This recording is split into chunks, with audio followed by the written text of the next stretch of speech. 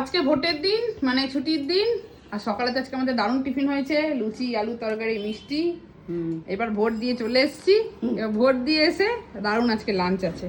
কি কি আছে দেখাও। এই যে কম্পালসারি ভাত, আজকে সবাই বাড়িতে আছে তাই প্রেসার কুকার ভর্তি ভাত। হ্যাঁ, আজকে সবারই ছুটি। সবারই ছুটি। আর কি আছে? আর এই যে কাঁকরোল ভাজা।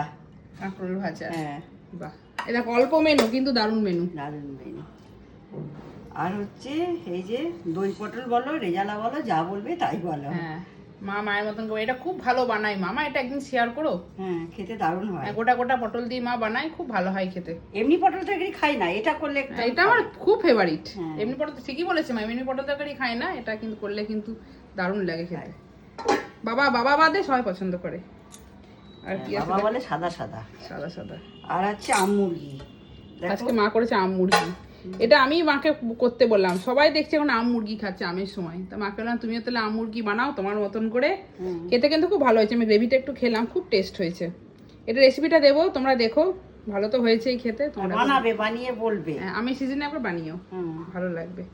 আর শসা আর পেঁয়াজ, শসা ছোলা আছে, কাটিনি, কাটবো এবার। ঠিক আছে, চল দেখিয়ে দিলাম আজকের আমাদের লাঞ্চের মেনু। আর এই যে আম মুরগিটা একবার দেখিয়ে দিই, এ দেখো।